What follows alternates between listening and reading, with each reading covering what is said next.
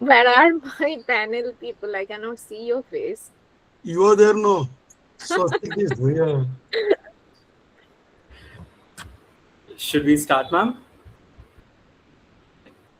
A very pleasant and scholarly morning to everyone. I, Swastik Sahani, the host for this panel session, am delighted to welcome such a distinguished gathering of scholars, researchers, and academicians from around the globe to this illuminating panel session titled Remembering Otherwise: Orality, Cultural Memory, and Knowledge Production in South Asian Contexts. We have Ria as the reporter for this session, and Soumya will be serving as the technical assistant. To steer today's conversation, we are honored to have a chair who deeply understands the folklore and the grassroots culture. I welcome Ipshita Bose, who is currently serving as the Assistant Secretary at the Center for Folklore Studies and Research. We are joined by a distinguished set of speakers, each bringing a unique lens to the discourse on memory and orality.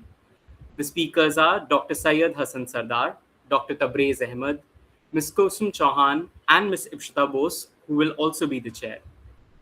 I now request our chair to please take over the proceedings. Thank you very much, Swastik, for such a warm welcome. Good morning, everyone. I am Ipshita Bose, though many of you know here as Rusha, and I will be chairing this session today. To be honest, I personally feel a little unfit to chair a panel that includes erudite academicians and scholars like Dr. Hasan and Dr. Ahmad, and of course, my very dear Kusum. Uh, when Jolly sir actually encouraged me to take a panel session, I thought of making it a little special by bringing together scholars from diverse professional backgrounds. So today we have with us Dr. Syed Hasan Sardar joining us from the world of petroleum and natural gas, and Dr. Tabrez Ahmad straight from the house of Rekhta. How can I forget Kusum, a brilliant scholar pursuing her Ph.D. At Banasthali Vidyapith, working on postmodernism and fantasy, and of course popular media, if I'm not mistaken. With such a wonderful and diverse group of speakers, I'm sure we are going to have a very engaging and enriching session. The theme of this panel, Remembering Otherwise, Orality, Cultural Memory, and Knowledge Production in South Asian Context, invites us to reflect on many ways of knowledge travel, many ways knowledge travels beyond formal archives and written texts. Across different regions and traditions in South Asia, memory often preserved through oral narratives, material practices, religious spaces, and vernacular storytelling. The papers in this panel explores these alternative pathways of knowledge production from scientific instruments and astrology and mosque practices to mythic cosmologies and folk narratives, then to continue to circulate through literature, cinema, and cultural memory. Now let me introduce our first speaker, Dr. Syed Hasan Sardar. Dr. Sardar is an independent scholar of Indo-Persian and Indo-Islamic intellectual history with extensive experience in research, teaching, and applied knowledge dissemination. Formerly associated with the University of Tübingen, Germany, he currently offers specialized courses on Islamic philosophy and South Asian Islamic history across several international institutions. His work engages applied folklore methodologies to examine vernacular encyclopedism through translation practices, orality, and manuscript cultures in the Indian subcontinent. His ongoing research, vernacular encyclopedism, translation, orality, and knowledge making in Indo-Persian and Islamic traditions, foregrounds non-elite epistemologies and situates Indo-Islamic traditions within broader Indian knowledge systems. Dr. Hasan's paper, From quadrant to mosque, vernacular transmission of Indo-Persian astronomical knowledge in South Asia explores how astronomical knowledge moved beyond scholarly text into everyday religious practice. Focusing on the quadrant as a key scientific instrument, the study shows how Persian inscriptions and um, mm, computational grids transformed instruments into carriers of practical knowledge. It further highlights the role of mosques and as important sites where astronomy was applied to determine prayer times, the lunar calendar, and the Qibla in South Asian Muslim communities. Over to you, Dr. Hasan. You will be having 10 minutes for presentation. I think, thank you.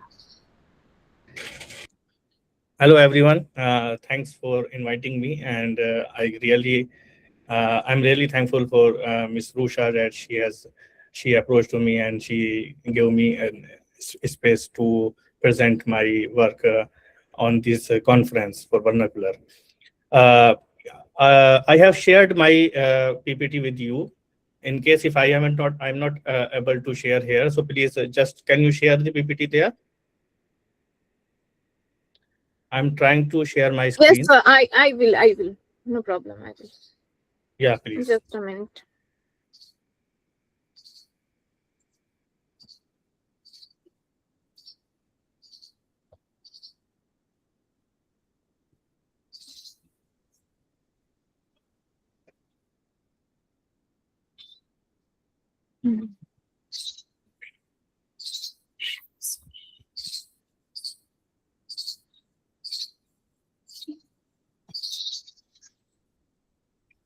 Can you see the PPT?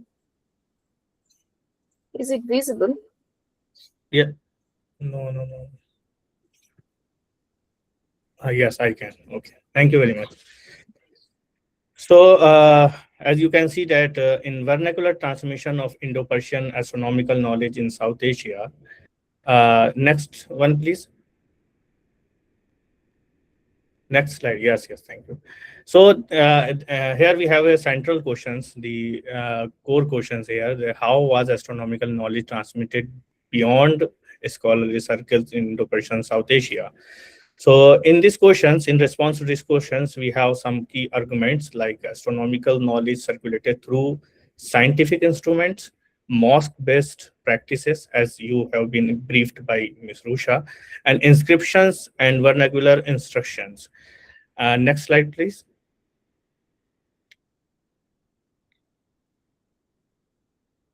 Yes, thank you. So astronomy and Islamic religious life. You can see that astronomy plays an important role in Islamic life, the Muslims' life, as you know that Muslims have some basic principles and basic to offer their namaz, to offer their prayers, and also to perform their rituals like Ramadan and Eid al-Fitr for all of them. So astronomy plays a very important role in Muslims' life. So we can see that astronomy was deeply connected to Islamic ritual practice since the beginning. Determination of lunar calendar, it is very important that there in astronomy plays a great role. Calculation of daily prayer times, as you all know that we have 5 times prayers in a day. So and all of them are followed by the solar cycle. So it depends on the astronomy to define the exact time for the prayers. And astronomy was often developed in the service of religion. Specialists were sometimes attached to mosque to assist with these calculations. Astronomical practices therefore became embedded in everyday religious life. Next slide, please. Thank you. So we have two basic traditions in Islamic astronomy. First is the mathematical astronomy. The mathematical astronomy is based on the theoretical models, astronomical tables. We call them Zeech tables and complex calculations. It is based on the exact computation and calculations. Then we can define hours and time during the day. And second is practical folk astronomy. What is this? This is there we have observational methods, instrument-based calculations used by practitioners. These traditions worked together to sustain religious astronomical practices. Next slide, please. Because I have very short time, I have prepared some descriptions for all these tables, but I have been given only 10 minutes, and it means that summarizing everything, summarizing a C into a drop. So next slide, please. Slide 6, please. Okay, so here we come, the scientific instrument in Islamic astronomy. Astronomical instruments played a major role in scientific practices. Here we have a picture of a astrolabe.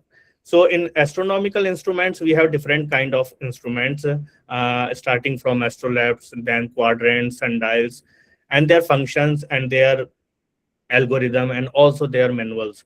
So this picture belongs to an astrolabe that was prepared in 16th century by Ibn al-Haddad, and it has some inscriptions, and it also gives us the time, and also it gives us the horoscope sometimes of zodiac signs and the future telling, fortune telling, and calculating the local time, and also finding the latitude and altitude of the region. And Qibla directions is most important, because the peoples who are traveling through the deserts, and they don't have proper guidance how to find the Qibla. So this tool is very beneficial for them to find the Qibla. And next slide, please. It is the quadrants. Now we have a quadrant. Basically, this tool was developed by Indian scientists also, and also Persian scientists. And we have some kind of the quadrants that have been designed and developed by both, with the amalgamation of Indian and Islamic scientists. For example, Dhruva Brahma Yantra, it was a core model to design and to develop another astronomical instrument, another quadrant, that is called Shabnuma and Roznuma. It was designed in 16th century in Bareilly, in today's date, Uttar Pradesh. So quadrant plays very important role. It determines the solar altitude, also calculate the time, and also it is regulate the prayer times, and also it assists to find the Qibla and direction. Next slide, please. So we have some inscriptions on the quadrants. These are the manuals, these are the inscriptions engraved on the quadrants. I have written 2 papers on these quadrants, and I have explained the inscriptions in Persian that were engraved on these quadrants. And this is the Shabnuma and Roznuma. This is a quadrant, and its major methodology belongs to Dhruv Brahma Yantra, that was developed by Padmanabha, an astronomer in India. So these quadrants, these inscriptions includes numerical scales, computational tables, Persian instruction text, and maker information. Also, these inscriptions function as embedded manuals, enabling user to perform calculations directly on the instrument. And this show how scientific knowledge was encoded in material object. This is the very important point for this, all the argument. Next slide, please. So now we have Persian as a language of, sorry.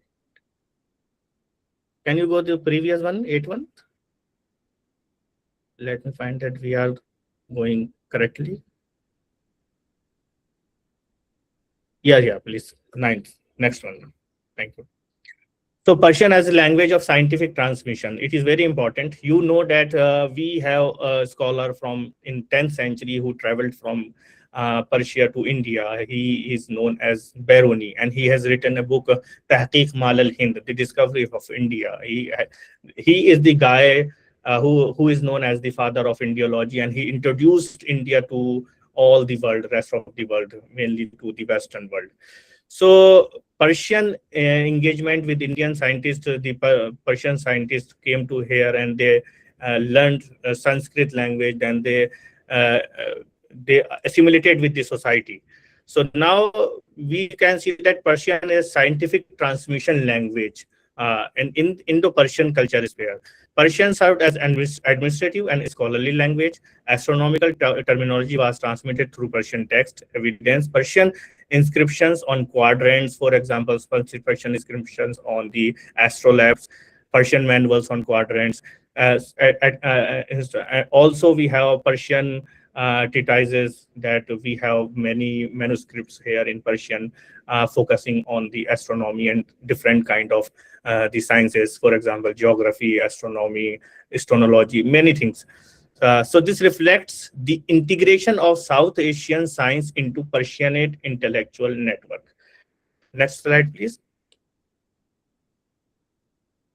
Now, so the next, as I told you that we have some methods of transmission of the knowledge, scientific transmission through the tables, and also practical transmissions through the quadrants and other things. And also we have the mosques have played very important role in today's world. We see that the mosques only are the instrument to perform the prayers, but in the previous in the medieval period or before of that, mosques played very important role to transfer the knowledge, and also they were the hub of the knowledge. They were the centers of the knowledge.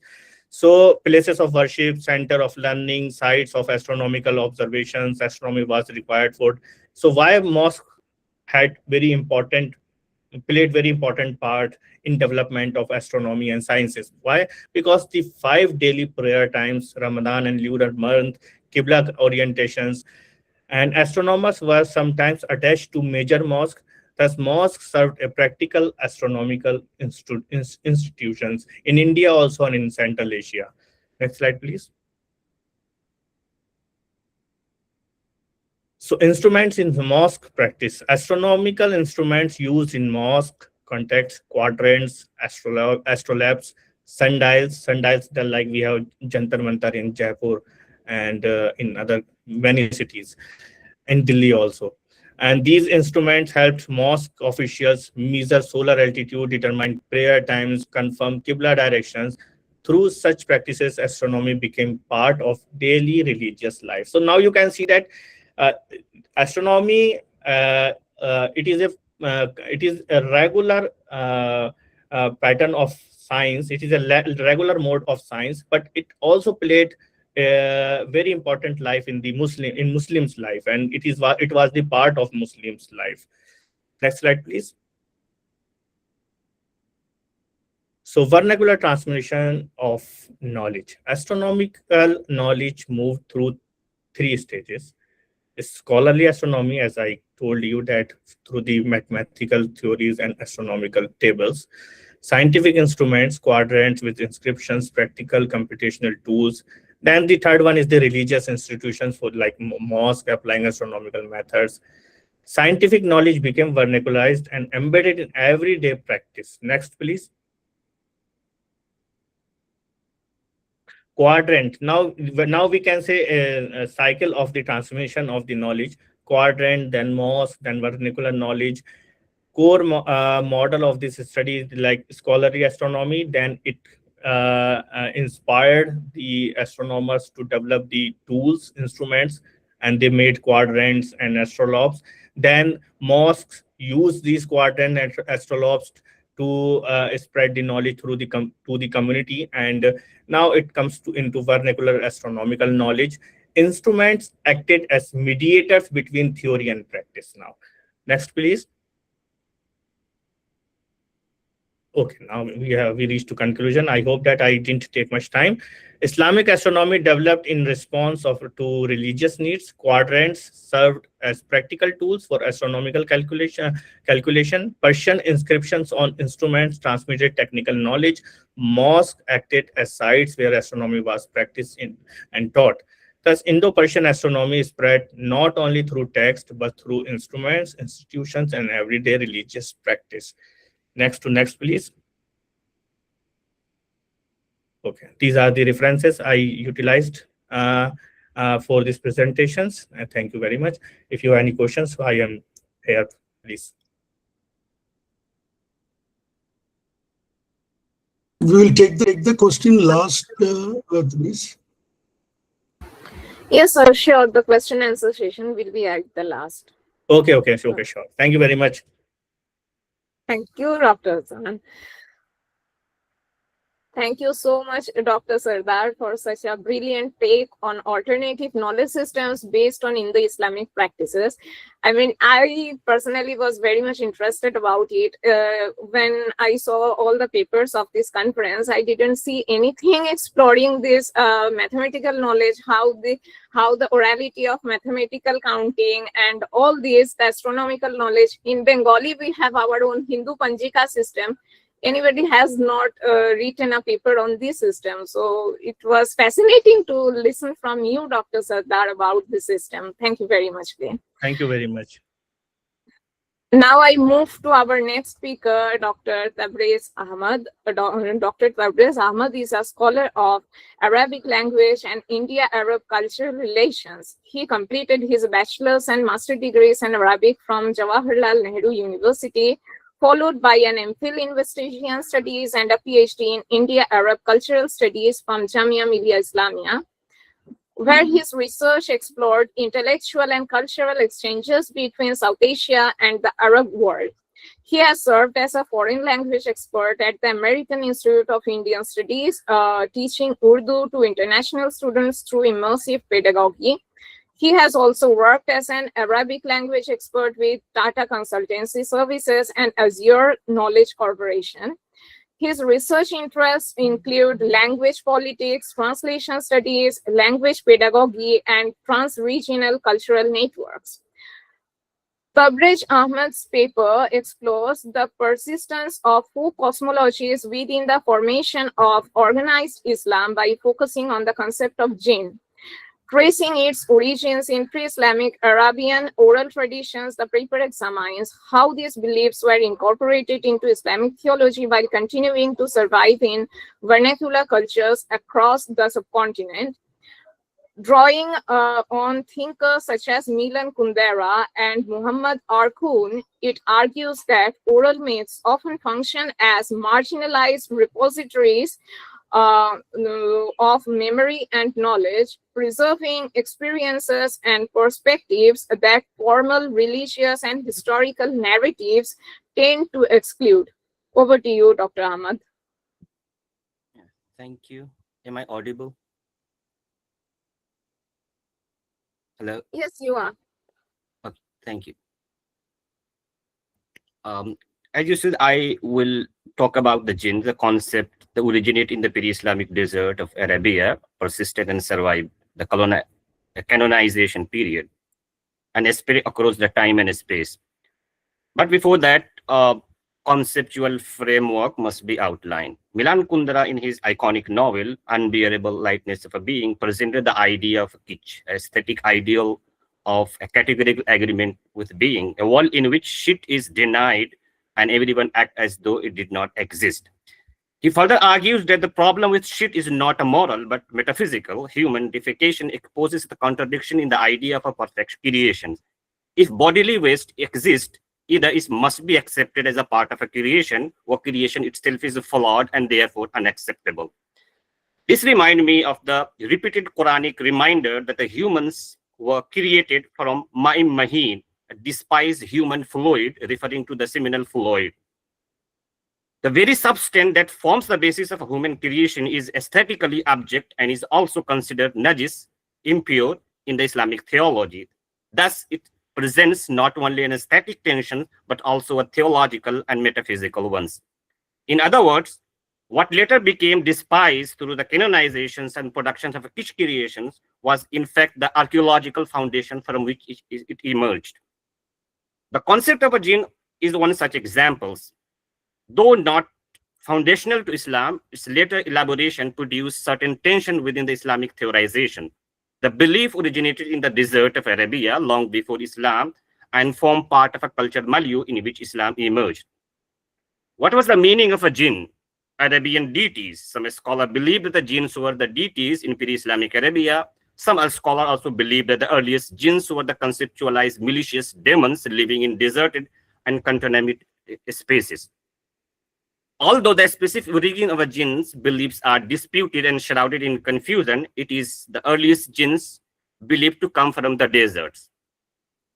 Belief in jinn existed among the Arab before Islam and continued the Islamic period. In a pre-Islamic Western Arabia, jinns were believed to be inspired poets, soothsayers, and madmen whose ability were seen as a signs of possessions. Because poetry held a strong tribal influence, the Prophet initially feared his revelation might come from jinn, though he was later reassured of their divine origins. While in pre-Islamic oral tradition, jinns were seen as a source of knowledge and poetic inspiration, in Islamic theology, they were reduced from the status of deities to the status similar to human. Nevertheless, the ancient association with magic persisted. This sanitization of oral tradition as aesthetic waste, historical, unreliable, and superstitious is instinct to all process of teach creations and knowledge productions. This holds true for the Enlightenment project as well as for colonial production of knowledge in India. Bernard Cohn, in his book Colonialism and its Form of Knowledge, illustrates this process clearly. But what do these mythic figures and oral traditions signify? A Syrian scholar of mythology and history of religion, Firas Asawah, suggests they represent the early experiments in abstract thought before the abstract language developed. They are the ways of making sense of the world before the abstract knowledge developed. Yet such foundational memories are often excluded from in the process of historicizations. In his famous dystopian novel, 1984, George Orwell presents the concept of the memory hole, which refers to an imaginary places where the inconvenient information is discarded and forgotten. For me, folk orality functions as a kind of a memory hole, preserving memories that official histories attempt to erase and are unable to interpret. This inability or unwillingness to interpret the memory hole of folk orality is clearly visible in the history of partition. Official history record partition orality largely as the political event in which the piece of land was divided into two. The dead would appear merely as number and aesthetic. Yet partition was not merely political, it was also deeply social and psychological. Urvashi Butalia and Ritu Menon has attempted to recover those oral stories who experienced the catastrophe.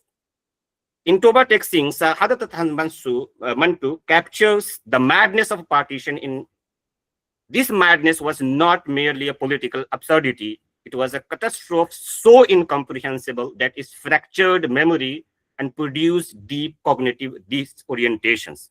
In this moment of a fractured memory, writers who have access to written, they express their trauma through literary forms, but for those belonging to the vernacular, trauma found expression through mythic oral traditions, which became a medium of articulating their incomprehensible experiences.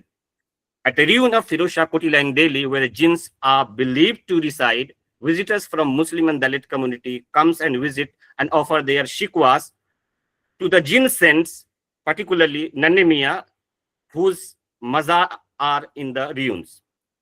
Anand Vivek Taneja interpret these practices of writing shikwa and faryad, detailing the pains and sorrows and suffering to the jinn saint as an archive of marginalized voices, a living expression of a popular Islam that challenges the state-centered narrative, function as alternative archive of a memory in post-partition Delhi, preserving traces of histories and sacred geographies that the modern state narratives have attempted to erase. Taneja's concept of the genealogy with J is very powerful as he places it as an alternative to the genealogy with G or official history or post-partition monumentalization of a sacred spaces by the colonial Indian state. It also very powerful because it connects the time and memory in a powerful ways. Partition was not the division of a land, but also a rupture of a sacred space, memories, emotional world. Jinn, who are believed to live for 1,000 years, embody another temporality that extends beyond the fragility of human memory. Thank you.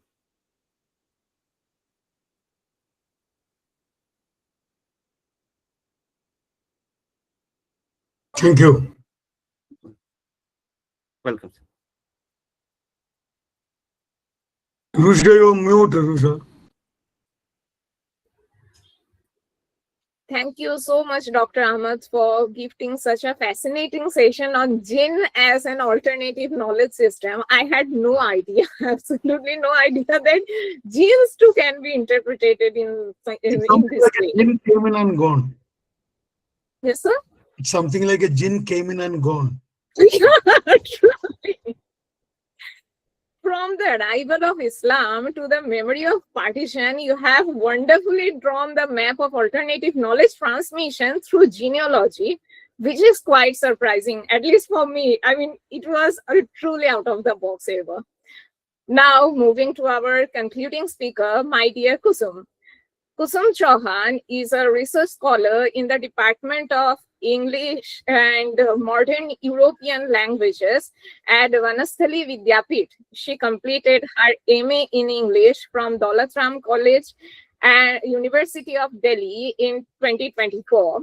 Her creative work includes poems published in the anthology Kaleidoscopic Emotions and in the Objective Reality, Volume 3, 2024.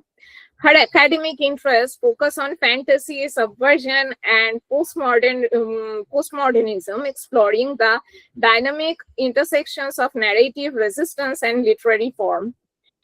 Kusum's paper examines the circulation of Rajasthani folktale Paheli, originally traced by the storyteller Vijaydan Deta, and its adaptation across different media. Through a comparative reading of the films Duvida by Mani Kaul and Paheli by Amol Palekar, the study explores how oral traditions, visual storytelling, and cultural memory interact across time. It also reflects on how such narratives engage with themes of social customs, gendered experiences, and vernacular knowledge within rural Rajasthani society. Over to you, Kusum.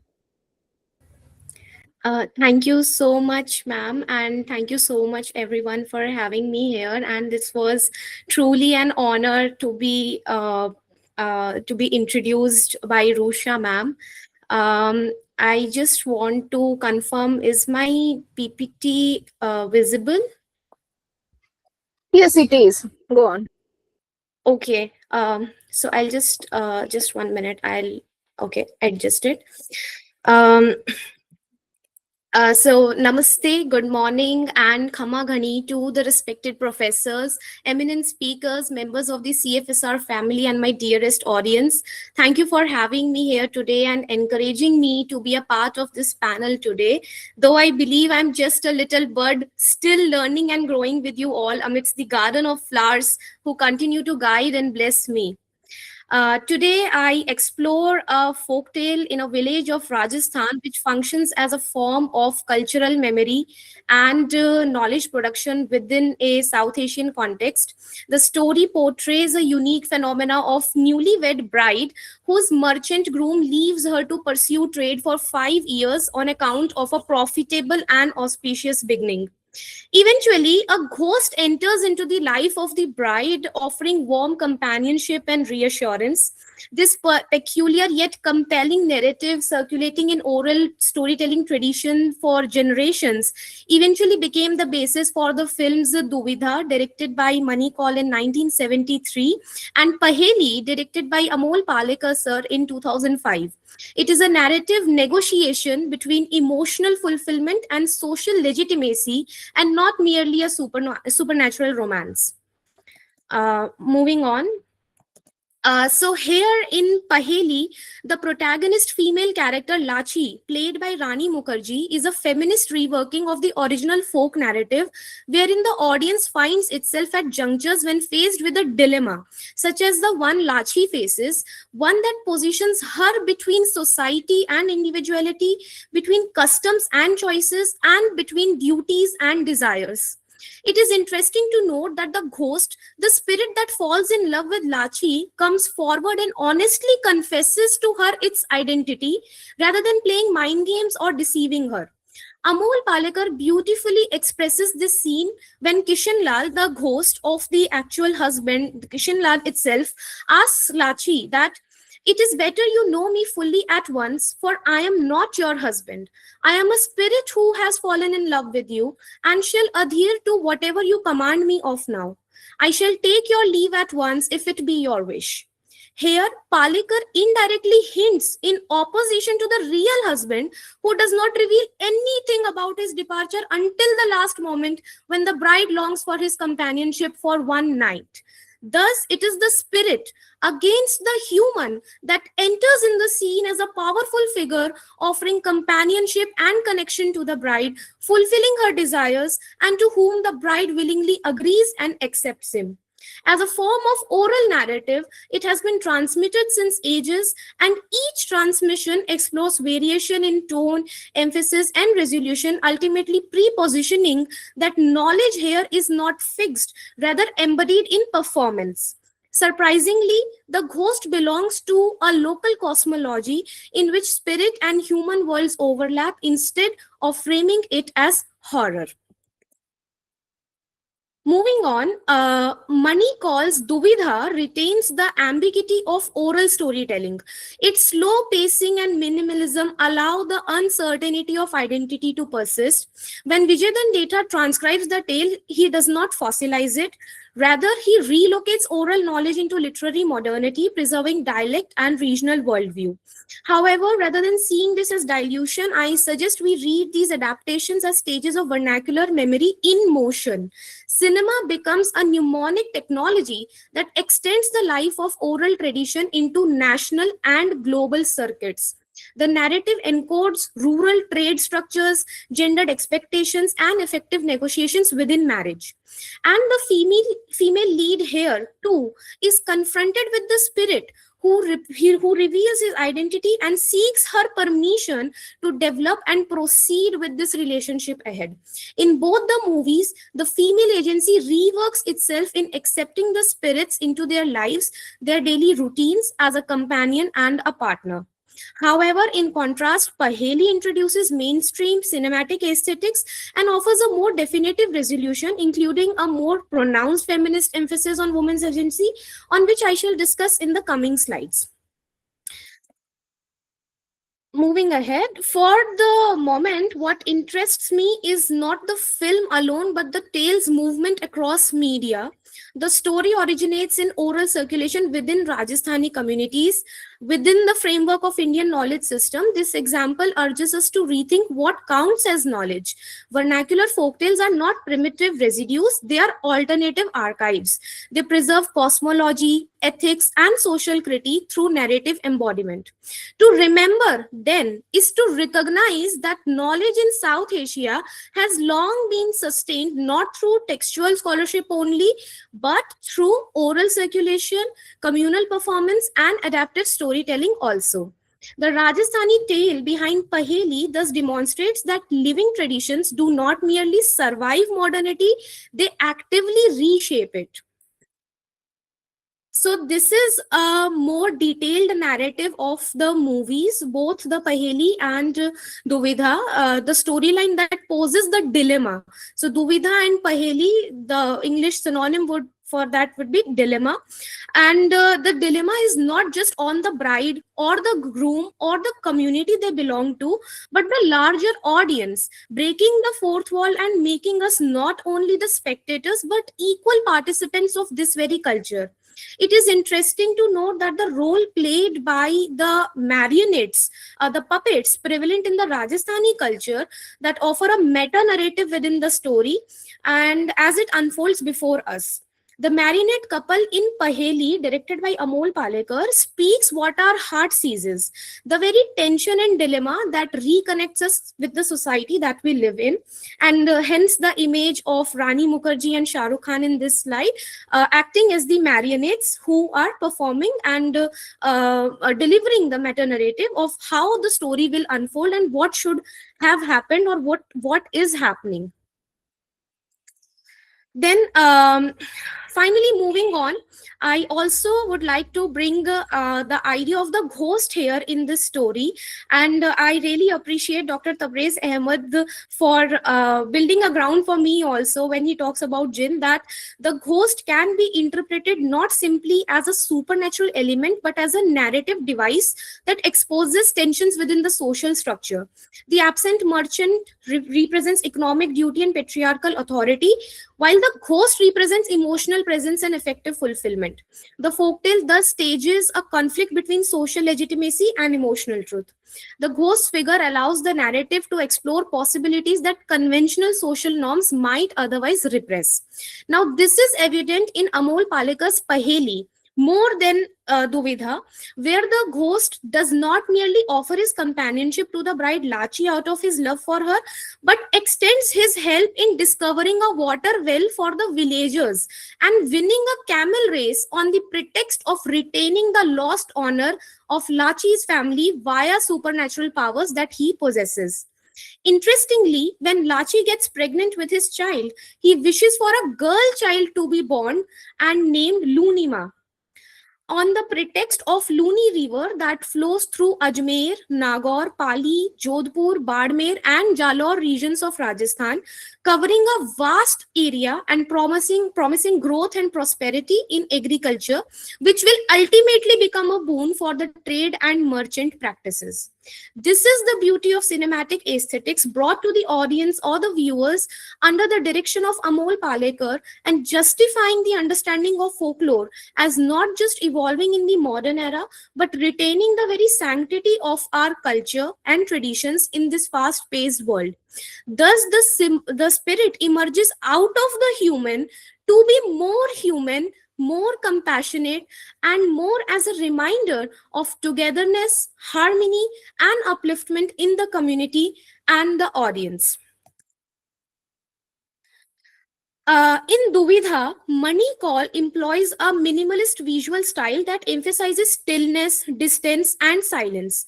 The female protagonist, played by Raisa Padamsi, is often framed within static compositions that highlight architectural spaces at as courtyards, doorways, and windows. I would have very much loved to show a few clips from the movie, but I think there would be some sound issues, and we are also running short of time. So I preferred that showing the pictures only and adding the pictures in the slide itself. But the movies are available both on YouTube and Netflix, so you all can have a look and maybe compare this with my presentation. And to come back to Manikal's Duvidha as a minimalist memory, the spatial arrangements visually reinforce the social confinement of the newly married bride. Her presence is contemplative rather than expressive, as we would see in Paheli. Dialogue is sparse, and the camera lingers on her gestures and silences, the nuances. The aesthetic strategy reflects the logic of oral storytelling, where ambiguity and suggestion are central. As a comparison, Paheli, in contrast, foregrounds the visual expressiveness of its protagonist, played by Rani Mukherjee. The film adopts vibrant colors, elaborate costumes, and expressive close-ups that place the woman at the emotional center of the narrative.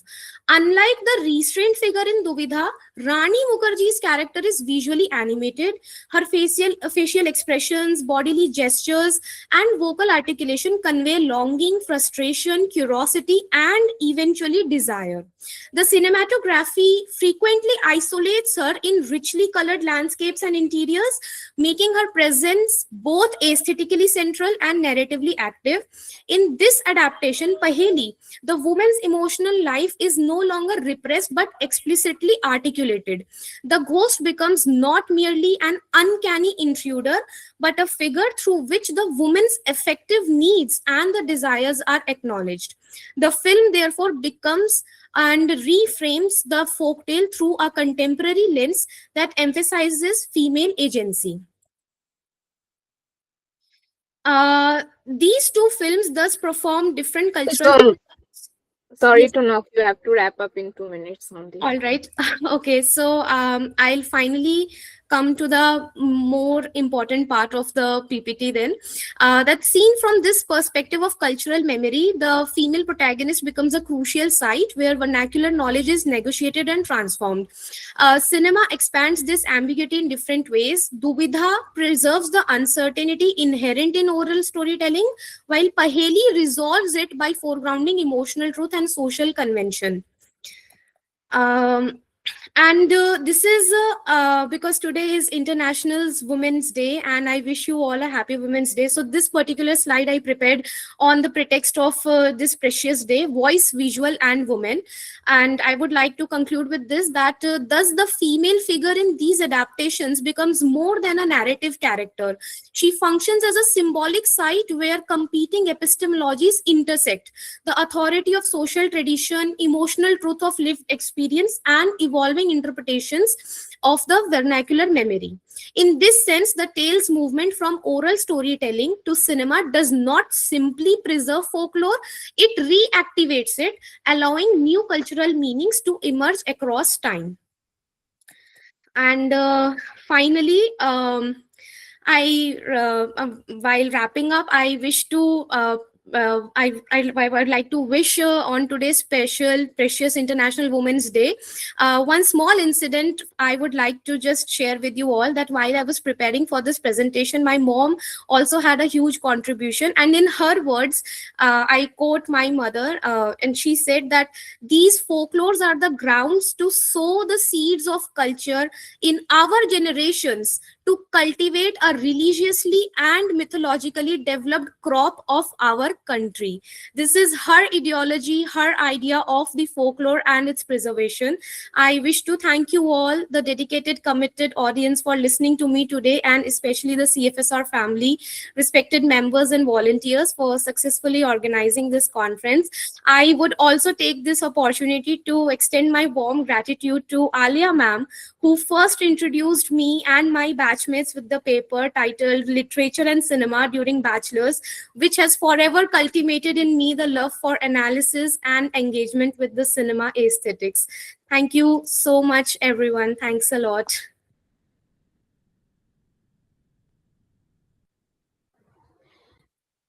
Thank you, I must Kusum. say, yes, sir. I must say, Kusum, this was a fascinating presentation. I'm in awe. Really, it was too good.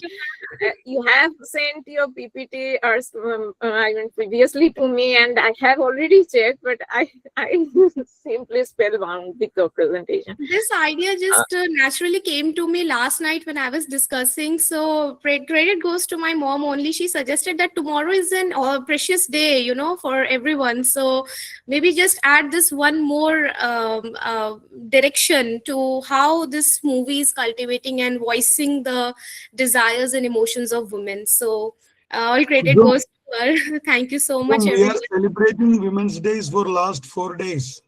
Oh, There are a yeah. lot of women. So, Ipshita, please take it up, otherwise time is up.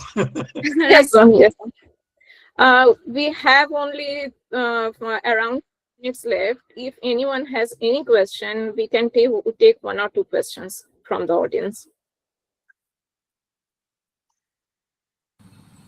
Yeah. I think Okay. Alia ma'am, yeah, please.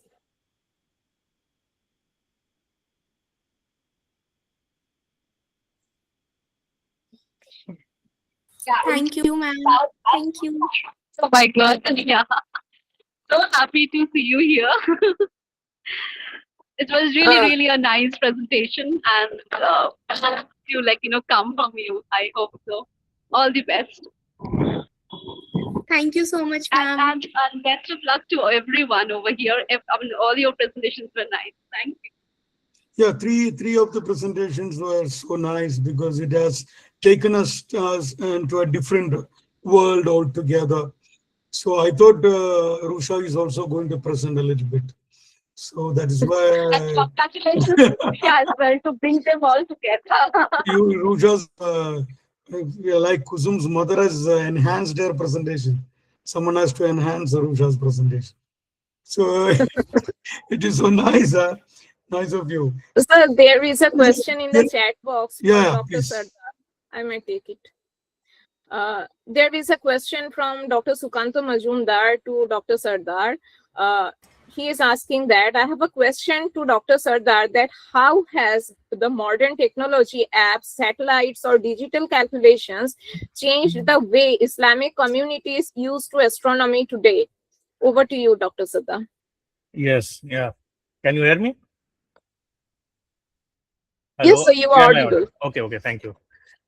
So can you repeat the questions? Because I am just trying to find in chat. No, I can't find it in chat. So please, can you repeat? Okay, so Dr. Sukanto Majumdar is asking that how has modern technology, apps, satellites, or digital calculations changed the way Islamic communities use to astronomy today? Yeah. Okay. Thank you very much. This is actually the advanced mode of the previous methods that was used by the Islamic astronomers. Actually, during the medieval period, the astronomers were developing the tools through the mediums that were available to them at that time. But with the advancement of the technology, now we have very smart tools and very smart very smart programs that can navigate the everything through the technology. You can see that in the previous times we were using the tools that was having the instructions through the stars, and the tools based on the stars based mostly, and the tools which were used during the day that was designed as per the solar cycle. But now we have come beyond of that, and now we have the satellites and the smart navigation systems. So there we don't need to see the stars and to find the navigations through the stars or through the solar cycles. We can find the exact time and the other things through the modern navigation systems, for example satellites and GPS system for latitude and longitude. But there is a very big problem. You can see that in the medieval period, the scholars, the Muslim scholars, they were not sound only in the fiqh or in theology. They were sound in astronomy and modern and the contemporary sciences also. But there became a lag and a gap between the knowledge between the Islamic sciences and also knowledge and the scholars. Then the scholars left studying the contemporary sciences, and they focused only purely on the theology and jurisprudence. And this gap somehow made a very huge vacuums for Muslims to continue with the contemporary sciences and to continue with the flow of the contemporary sciences. So that's the reason that now you can see in the modern times, mosques and the clerics and all these scholars only focus on purely on theology, and they do not talk about the contemporary sciences, including the astronomy and others. So in today's world, we have only the tools like GPS and the navigations like GPS and satellite tools and the modern apps that are satisfying for the Muslims and scholars to define the time for the prayers. But on the other side, we have some very traditional scholars also. They purely abide with the traditional method of finding the guidance through the traditional mediums. For example, sighting the moon through the eye. It is very huge topic between the Muslim scholars that it is enough in today's time, or we can rely on the modern technology. So through the time, we can see that the dispute continues between the traditional clerics and the modern clerics, and they have their own arguments to satisfy with. Thank you. Thank you, Dr. Sardar. I think Dr. Majumdar's query has been cleared. If there are any, I think there is no more questions, so I may wrap up the session. Thank you very much. Thank you very much to all the three presenters. I have kept the topic, remembering otherwise, and you